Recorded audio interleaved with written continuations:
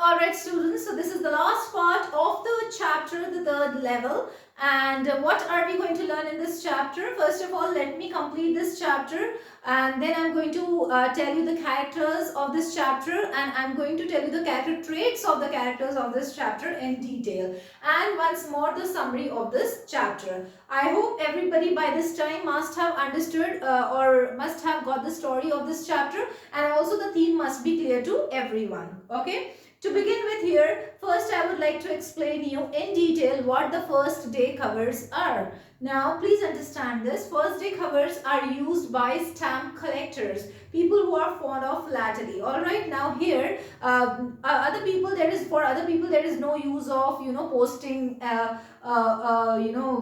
clean or an empty post envelope to themselves. So this first day cover is posted to our own selves if we are stamp collectors. Alright, now here the people who collect stamps take an empty envelope or a new envelope. They purchase a stamp which is newly launched in the market. They paste that stamp on that empty envelope, on that new envelope, and they write the address of their own selves and they post it to themselves.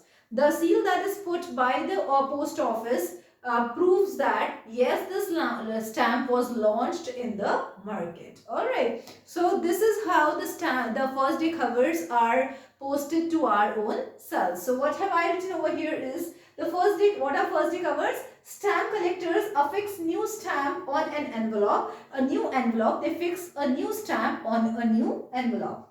Mail the envelope to themselves on the first day sale. When the envelope, the stamp actually comes in the market, the first very day, they purchase that stamp and they affix that stamp on the envelope and they post it to themselves. The postmark gives proof of the day. Of course, the day is also there because the very day the stamp is launched, on the same day the stamp collectors purchase that stamp and post it to themselves. Though the postmark that is there on the stamp, the seal that is there on the stamp proves that yes, this stamp was launched on that particular day. Alright, envelope is never opened, nothing written in it. Of course, the envelope is not opened because there is nothing written in it. Alright, it is called the first day cover. Alright, so this is first day cover. And as I told you that when the wife of a narrator, Charlie, dissuades him that he should not go to find the third level, and he was a very understanding, caring and loving husband. He agrees to everything what his wife was saying to him and he stops searching for the third level. Here what happens, children? He starts or he resumes his collection of stamps, right? The collecting of stamps, right? So what does he do is, one day when he was sitting with his that book, stamp collection book, then suddenly he finds a first day cover in it, and the letter was of the address of Galesburg, and where his grandfather used to live, and the year was also 1894 and the date was 18th July. All right, and of course, the first day covers are not open, but here Charlie went curious that who had posted this letter and where this letter had come from. And suddenly what happens is, when he opens the letter, the envelope, he finds that there was a letter for Charlie from the side of Sam, who had reached 1894 Galesburg, and he had told Charlie that he should also not stop searching the third level. Alright, and he also said that I am doing my favorite business over there. Now here when he goes to bank and he searches for his friend Sam, he finds that $800 have been exchanged as the old currency. He wanted old currency, and he had purchased $800 in old currency. Who had purchased $800 in old currency, children? Sam had purchased. And who is inquiring all these things? Charlie is inquiring all these things. Alright.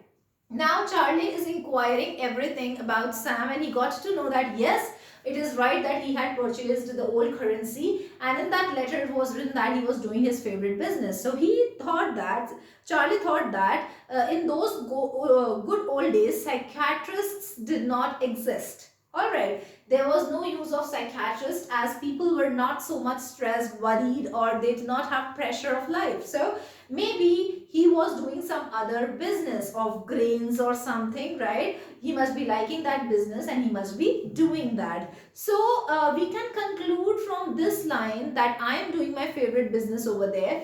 And we can conclude from this line that even Sam was unhappy. Alright, he was also, trying to run away from the reality of life. Clear? So we can conclude this from this, and he must have actually started doing a business of his choice. He must have started doing something that he actually liked. He must have started doing something which was giving him solace, tranquility, peace, and happiness. Alright, so he must have started doing something of that sort. Alright. So here we got to know this at last. Let us read what is written over here. Narrator finds a strange first day cover in his collection of stamps, right? This I told you already. A strange cover mailed to narrator's grandfather's address in Galesburg. Now, what was the address on that envelope, children? The address on that envelope was of Galesburg, where the grandfather of narrator Charlie used to live, and where Charlie also had spent time as a school boy. Present there since July 1894. The 6-cent stamp bears the picture of President Garfield, who was the stamps that actually existed in those days. So, I mean, it was really, really surprising. Just a moment, children.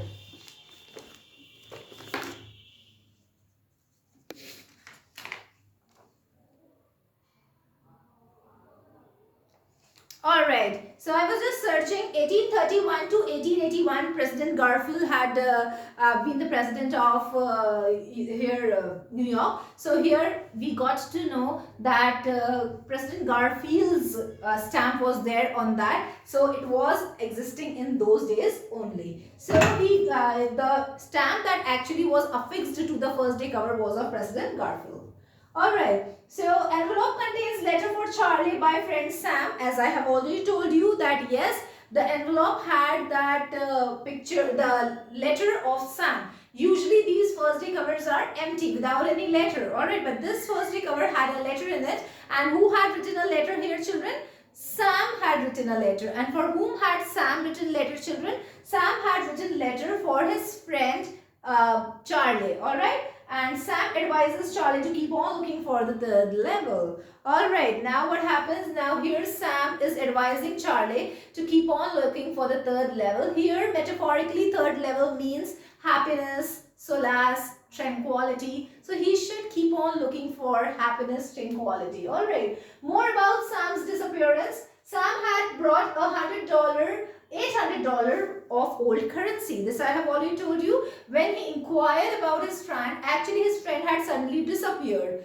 Whose friend had suddenly disappeared? Charlie's friend. And which friend of Charlie had suddenly disappeared, children? Sam, right? And when he inquired about his friend, he got to know that he had withdrawn money from a bank and he had got that money exchanged, and $800 old currency he had purchased. Sam had purchased.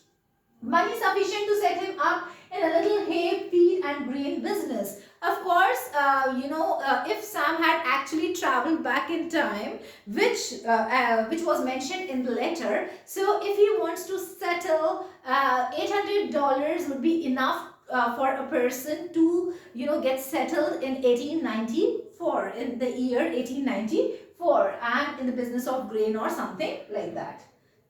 This was according to narrator. Sam can't go back to the old business, and psychiatrists are redundant in, Galesburg in 1894. So hardly required. The psychiatrists were not required because people in Galesburg in 1894 were not suffering from unhappiness, and they were not devoid of peace, tranquility, and they were not trying to escape. So they didn't need any psychiatrist to treat them, according to narrator, right? So he was thinking that if Sam had gone back in time, then he must be doing some other business, because it was mentioned when you are going to read the chapter, children, you will find that yes, it was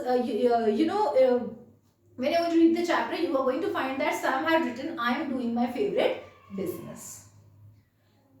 chapter ends. So we have come to the end of the chapter. A quick revision of the chapter. In this chapter we found three characters. First one Charlie, second one Louisa, the wife of Charlie, and the third one is Sam, the psychiatrist friend of Charlie, right? Now here we found that the commuter reaches the Grand Central Railway Station after completing his work at office. He worked till late night and he was wanting to return home. He was a loving and a caring husband and he was wanting to return home as soon as he had finished his work. So he went to Grand Central Railway Station, and which is in New York, and he went there, and when he entered there, suddenly he found a corridor, asked the door, and then he found a corridor which led him to third level of Grand Central Railway Station, which did not exist. It was just the creation of his imagination, right?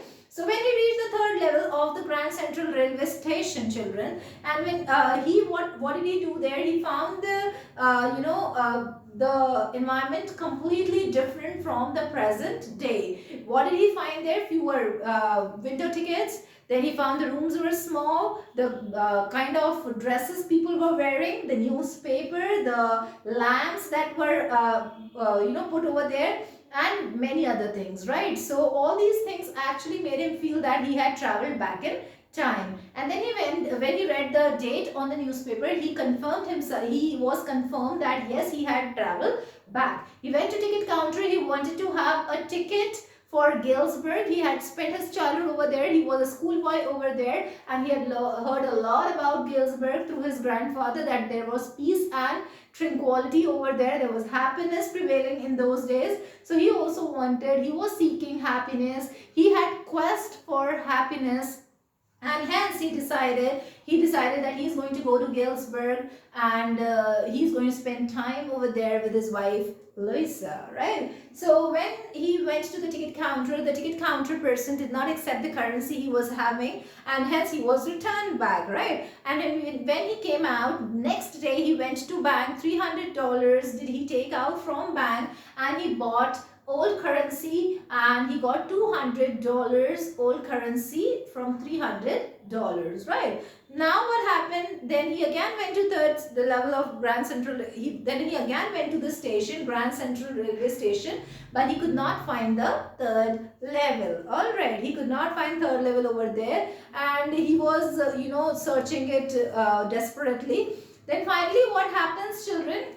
He discusses everything with Sam. Sam calls it waking dream wish fulfillment. There are so many wishes of a person which remains unfulfilled, and he starts imagining those wishes. Alright, so this is what had happened with Charlie according to Sam. Alright, so what happens, but he still did not give up finding the third level. He discusses it with Louisa also, but Louisa convinces him, and she dissuades him that he should not find third level, and he stops finding third level. But when he stops finding third level and he pursues the stamp collection, the philately, then what happens is he finds the first day cover inside his collection, and that letter bared the address of Galesburg, where his grandfather used to live. And usually the first day covers are empty, but this first day cover was having a letter of Sam for his friend Charlie. Alright, and when he opened that letter, he found that Sam had requested Charlie not to give up finding the third level at Grand Central Railway Station and traveling back in time. Alright, and we also get to know that the friend was worried for his psychiatrist friend. Charlie was worried for Sam, and he even inquired further, and he found that Sam had withdrawal money from bank, and he had withdrawn he had purchased $800 old currency, and which was sufficient for him to get settled in 19th century, right, in Galesburg, right? And here the chapter ends, and also the theme I have discussed with you. Let us come on to the characters of the chapter. There are three characters: Charlie, Sam, and Louisa. Alright, now here Charlie, as we all know, protagonist of the chapter, he is the representative of the modern age people. Why is he the representative of the modern times people? Because children, people in today's time are so worried they want to escape, and they are devoid of happiness. They yearn for happiness, solace, tranquility, peace, calmness, as I have been telling you since the beginning of the chapter. So they are devoid of all these things. They seek happiness. In order to seek happiness, no, they try to escape to a place where they can find solace. All right. So here he is the representative of, you know, a present day man, present day person, right? And you know, he indulges in fancy flights. You know, he starts imagining things on his own. So he is that kind, highly imaginative character he is. And you know, he is you know, the victim of insecurity, fear and stress, worry, all that. He is the victim of all that, as the common man is, and he wants to escape. And in order to run away from the reality, he imagines himself in the year 1894 for a little time when he was at the station. He's also fond of stamp collection, and he is really a loving husband, because we see in the beginning of the chapter Charlie was thinking of returning home in time because he wants to reach home to Louisa. So he was a loving husband, and he also was convinced when Louisa told him that there is no third level that exists and he should stop finding the third level. Alright, this is it. Then Sam, perfect in his, first of all, let us read Charlie, protagonist of the story. Highly imaginative character, indulges in flight of fancy, alright. True representative of modern man who is victim of insecurity, wants to escape, to run away from reality. Loving husband, fond of stamp collection, fascinated by good old days. He had talked about good old days a lot. Time when he used to stay with his grandfather in Galesburg. He had even discussed everything with Sam, his friend. Alright, so we got to know that yes, he was fond of good old days. Sam, perfect in his profession. His explanation for everything was precise and true, because he gave a term, making dream wish fulfillment, which is actually a reality. So he was perfect in his profession. Alright. And he keeps his friendship and profession separately, because we get to know in one of the paragraphs of the chapter that he had even called Charlie an unhappy man, to which Louisa gets angry. Alright, being a loving wife, she gets angry when Sam calls Charlie an unhappy man. Alright, so here he was keeping his friendship and profession separately, and he gives right advice to his friend, and he gives right term to his friend, and he, you know, is so precise in his explanation of what must have happened with Charlie. Louisa is Charlie's wife, right? And she refuses to accept criticism. And where do we get to see that? When Sam was explaining the theory to Charlie and Louisa, and he calls Charlie an unhappy man, then she is not ready to accept the reality, and he calls him a kind of mad person. Louisa calls Sam a kind of mad person. Tells reality to criticism. When Sam said Charlie is unhappy, she comments he is a kind of mad person. Simple, believes in the doctor. Of course, at last she was convinced by the explanation of Sam, so she believed in Sam. She was a loving and caring wife. That's all for the chapter, children. This chapter is simple. It's a science fiction. What do you mean by fiction, children? Fiction is imaginary things, right, that are written. So, imaginary stories. So, we cannot find all the realities in the chapter. Do not expect everything, that how can this happen, how can that happen. Few things we have to trust on the writer. Writer has written his imagination, right? So we need to trust, we just need to concentrate on the message of the chapter, the theme of the chapter, that what is the, children, what is the work of readers? When we read a piece of work, what is our responsibility? To understand the hidden meaning of that chapter, to understand the message being given, to understand the central idea of the chapter, rather than questioning, this cannot happen and that cannot happen. Of course, we know it is a fiction, right? It is a fiction, it is an imaginary story, so we cannot find facts and truths in it. We cannot find reality in it. We cannot question the reality of it. So many things that are written in chapters, we trust the South hero when he jumps from 20th floor, and we do not question him. Do we question him? No, we do not even question the Bollywood and Hollywood heroes also when they jump from a height, they jump from airplanes, they jump from helicopters, they can do anything. We do not question them, right? But they are sometimes for entertainment. They sometimes we get the message of bravery from them. All right. So all this I'm telling you because of the questions that I have been receiving from the students regarding the reality of the story and how can this happen and how can person imagine so many things and all that. So this is just a fiction. To their answer, there is just one to their question, it is one answer. It is fiction, children. Just concentrate on the message and the theme and the central idea being given by the chapter. Of course, you people are science students, so it'll be a bit difficult for you to devour it, that how can it happen, right? But this is fiction. Anything can happen. When we can trust movies, then you have to trust literature also, right? So that's it for today, children. I hope you have understood the entire chapter completely, and we'll catch up with another chapter in the next lesson. Thank you.